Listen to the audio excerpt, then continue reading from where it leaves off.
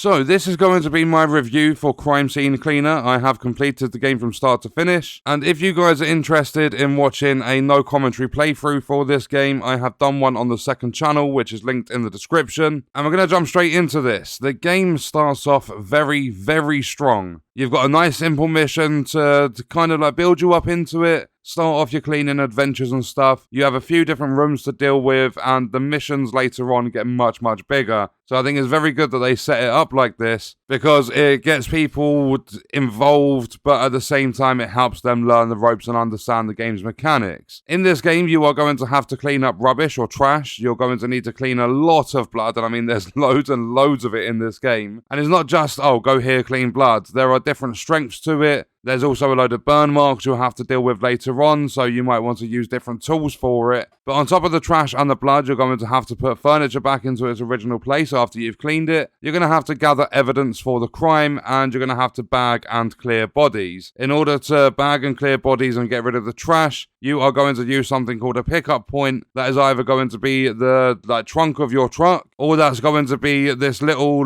bit of tarpaulin you've laid down with like a box sort of thing there at the front of a house or something, for an example. It all depends on the mission. And in Crime Scene Cleaner, there are secret rooms that contain money, and you've even got cassette tapes, which are the collectibles in the game. There are lots and lots of secrets, some of them a little bit more tricky than others, like to figure out and stuff, but there are loads in the game, so it's not just going around cleaning, making sure everything's tidy, and that's your mission done. And as I said, you have a few different ways to clean, because there's different strengths to the blood and the dirt and things like that. You can use a sponge, which can eventually be upgraded to having two sponges at the same time, and the animations are really cool for that. But you've also got a mop, which was my by far my most used tool. Then you've also got a power washer, and they've all got upgrades you can apply through skills which are earned based on the money you get for a job. So for pure example, you get $6,000 for a job, you're going to get like 5 or 6 skill points. And it's not just your cleaning tools, you've also got things that will weaken stains over time. You've got an axe, which will help you destroy some things, because there's like wooden barriers or barricades that you need to destroy. Later on, there's big fragile boxes you need to break down before you can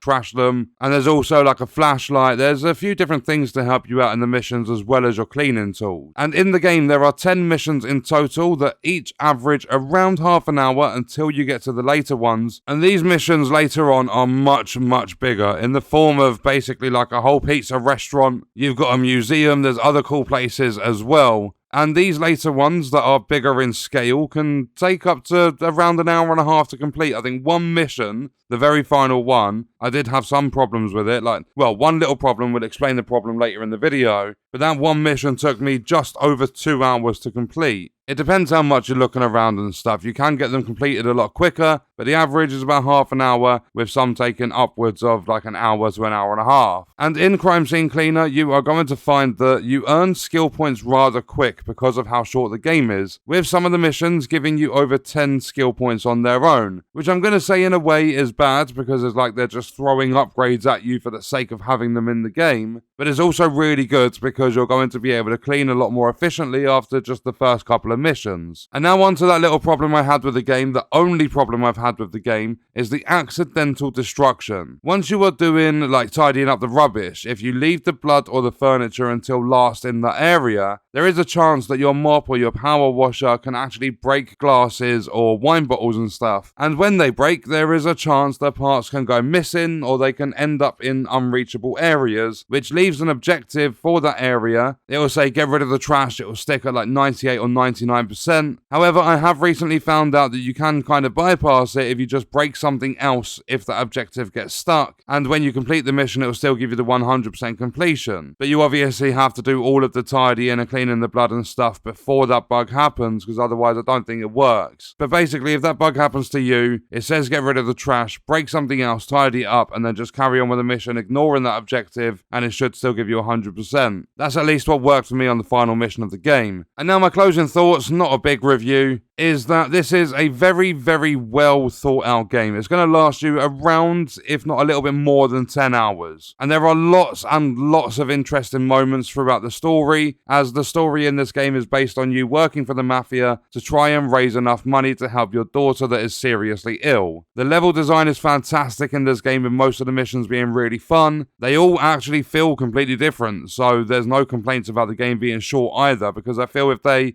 stretched it out, gave you less skill points per mission, say they put in somewhere between 16 and 18 missions, there probably would have been quite a lot of repetition. But what they have done with the 10 missions they've got is they've put a lot of effort into not only the actual level design itself, but where you're cleaning, how many bodies there are, the secrets, the evidence. And having put over 10 hours into this game, thoroughly enjoying it, and having completed the whole game from start to finish, besides a couple of little secrets like collectibles and things, I highly, highly recommend that you grab this game if you are into this style of game. It's a lot of fun. It's going to last you a decent amount of time. It's not going to set you back £70 or anything like that. And that is my review for Crime Scene Cleaner. So on that note, we are going to leave the video there. Let me know your thoughts and stuff about this game in the comments, and I'll see you guys in the next one. I hope you enjoyed it. Thank you for watching.